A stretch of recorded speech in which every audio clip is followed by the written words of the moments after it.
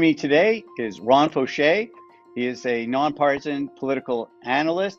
He's also the former publisher of Campaigns and Elections magazine and currently has a newsletter called Lunchtime Politics that tracks what's happening in American politics, and you can sign up for that at lunchtimepolitics.com. Ron is currently in New Orleans in Louisiana, and welcome to the podcast. Well, thank you, Marcel. I'm happy to be here and to talk to your audience, and I'm happy to see you again. It's been a while. It has been. Ron, we can't go by a week without a major development in U.S. politics. We had just recently a number of primaries. Let me ask you off the top, what your thoughts? Were there any surprises that took place during those primaries? Well, when you go through them, you find that, generally speaking, the polls were pretty well showed where they were going, at least roughly. They weren't always, individual polls weren't always accurate, but when you looked at all of the polling and the trends, it was generally accurate, so there weren't a lot of big surprises. The thing that everybody was looking at was Donald Trump and his influence on Republican primaries. And there were a number of cases where his candidates did not win, but there were more cases where his candidates did win. And the problem for Republicans now is the candidates that Trump pushed and got nominated are now not doing particularly well in the general election. And so that's interesting. Sorry. Yeah, that's interesting because I saw that some Democrats were doing crossovers to vote for some of these, extreme Republicans. And so as a result, they felt that their chances in the general election would be better against some of these Trump extreme candidates. Is that right. what you're seeing? Yes, that has happened. But what the big thing that's happening is while Trump is very popular among Republican voters, he's very unpopular among Democrats, of course, and among independent voters. So even though he might have enough strength to help push a Republican to run first in a plurality race, that Republican may not be strong enough to win in the general election. And without his involvement, the Republicans may have had a better chance to nominate a stronger candidate. So you've got U.S. Senate races, particularly in places like Pennsylvania, Georgia right now, Pennsylvania, two perfect examples. You also have Wisconsin is another example, and Arizona is another example. And that's just, right off the top of our heads, you can find a few more, too, where the Trump candidates are weaker than what they need to be and what the Republicans need to be.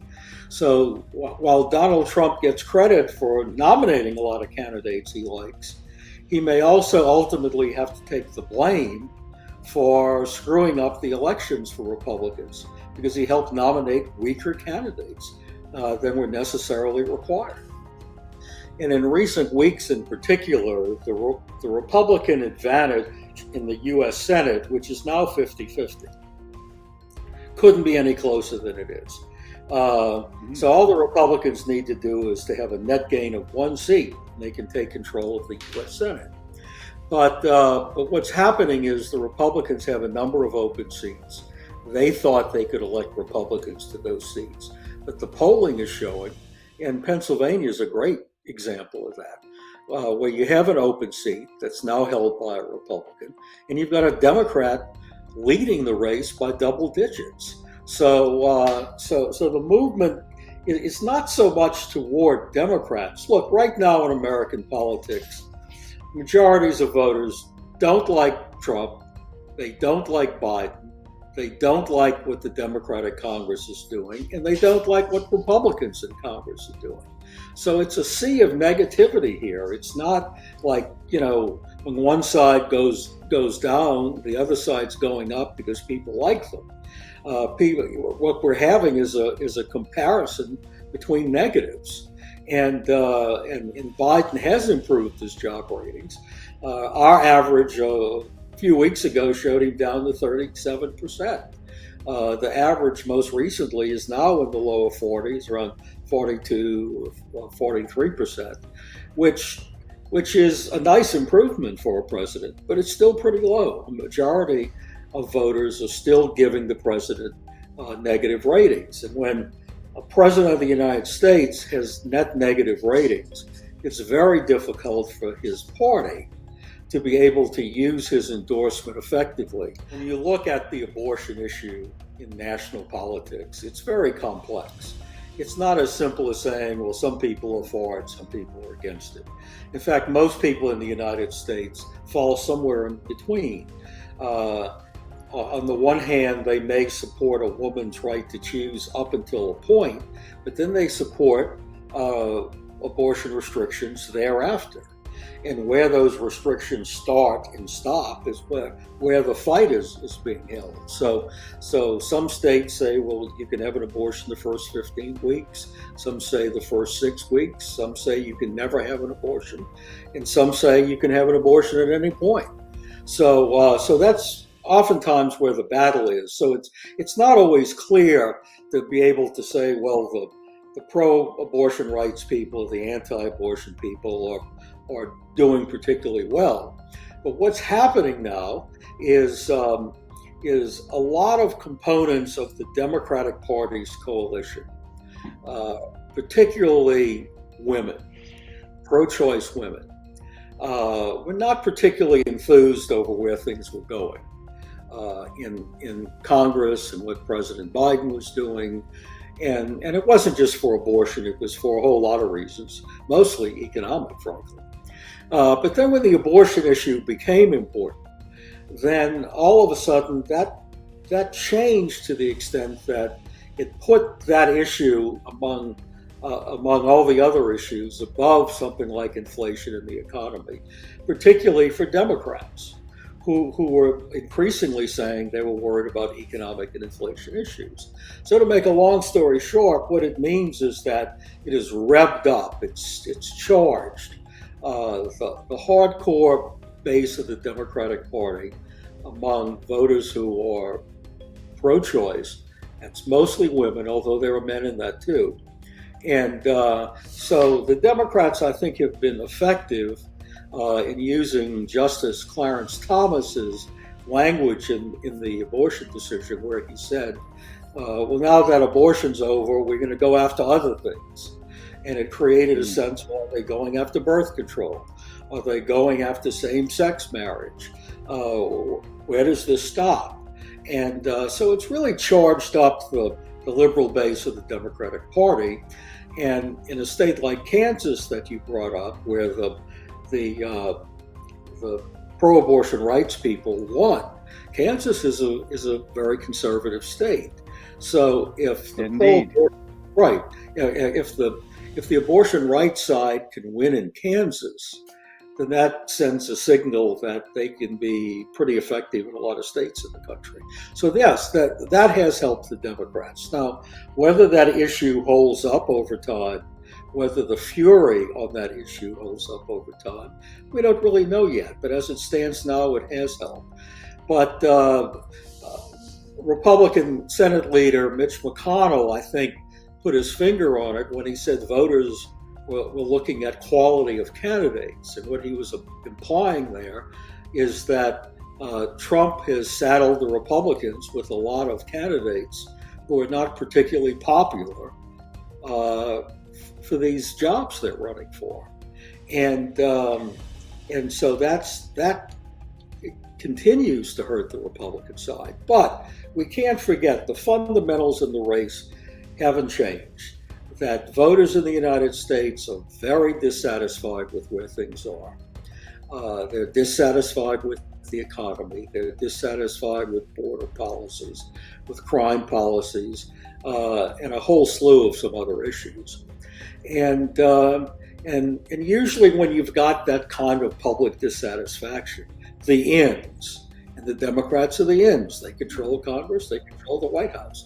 The ends usually suffer. So the fundamentals still favor the Republicans. But tactically, the Republicans have been losing ground. So picking up on your comments about the issues that are driving voters, the economy, the president scored a major victory when he was able to get his proposals through Congress. Obviously by the skin of his teeth, and after much watering down of the initial proposals, but that seems to be placating some voters, that action is being taken on inflation. We're seeing gas prices starting to come down. We're seeing some other prices starting to come down. There's a feeling, according to economists, that they may be able to get through to a soft landing, not necessarily before November, but it seems that the indicators are going in the right direction, shall we say. And if that's the case, then Democrats can run on the economy. And just this week, the president is signing a bill that's going to cancel, I think, $10,000 of student debt for thousands or tens of thousands of Americans who still have student debt, which is, from all accounts, to be a very positive and popular proposal. So, they have two major things that are out there. There's still a lot of time. The starting gun for November really doesn't go off until after Labor Day, but in this early period, the president and the Democrats seem to at least be heading in a more positive direction. Yeah, that's right. And, the thing to keep in mind is Joe Biden got 51% of the popular vote when he ran for president, and Trump had 47%. But even though Biden had 51% support in the election, when his job rating goes down to 37%, as it did, that means that 14% gap, where people who voted for Joe Biden, or for Joe Biden, were anti-Donald Trump, didn't want to vote for Republicans, but then they left Joe Biden. They left the Democrats. And a lot of the people who voted for Biden left him because they didn't think he was effectual. They didn't think he was competent. They didn't think he was getting things done. And they didn't think the Democrats in Congress were getting things done. So what's happening now is that with the passage of the legislation that you mentioned, it's making Democrats feel like, well, maybe our side is effectual. Maybe we are getting a lot of things done. We passed a gun restriction bill. We've done legislation now on climate change and health care and all the other things that you talked about. So that's really what it's doing. It's bringing back Democrats into the fold. But when we look at the matchup between Biden versus Trump, Biden still is coming out ahead. It seems that the Trump side is only appealing to their base and not reaching out into independents, because in terms of independents, Biden still seems to be picking up the majority of independents. Well, some of the polls have shown Trump a little bit ahead. Some show Biden a little bit ahead. And I think the bottom line is that it would be close. And it's close because most Americans don't want either one to be president. So let me ask you this. Sorry, Ron, but let me ask you, if it's not going to be Trump, is it going to be DeSantis, or is it going to be somebody else? Because we're talking about the Republicans and assuming that Trump's going to be the nominee, but he may not be. Well, those are all fascinating questions. Number one, we're not sure Trump will be the nominee for a couple of reasons. Number one, Donald Trump may decide he doesn't think he can win in November. So he might stay out of the race. Number two, he has big legal problems right now. And even though he has been able to avoid them in the past, at any point, the guillotine may come down on him in terms of criminal charges or whatever. And that could make it much more difficult for him to run. A lot of Republicans, before this most recent controversy involving the the search of his house and his office. A lot of Republicans were moving towards saying, well, we like Donald Trump, we like his policies, but maybe a new messenger would carry the message better. And so, excuse me, Ron DeSantis, the governor of Florida, was doing increasingly well in polls against Trump. So it doesn't mean that Trump will be the nominee, but we don't know whether he runs or not and under what circumstances. And that also goes for Joe Biden, is whether he will seek a second term. There's speculation that he may decide, that because of his age and what have you, that he's going to hand over the baton to someone else, like Kamala Harris or another person could be the Democrat. So we could see a completely different lineup in the next presidential cycle. A lot of Democrats did not want President Biden to run again.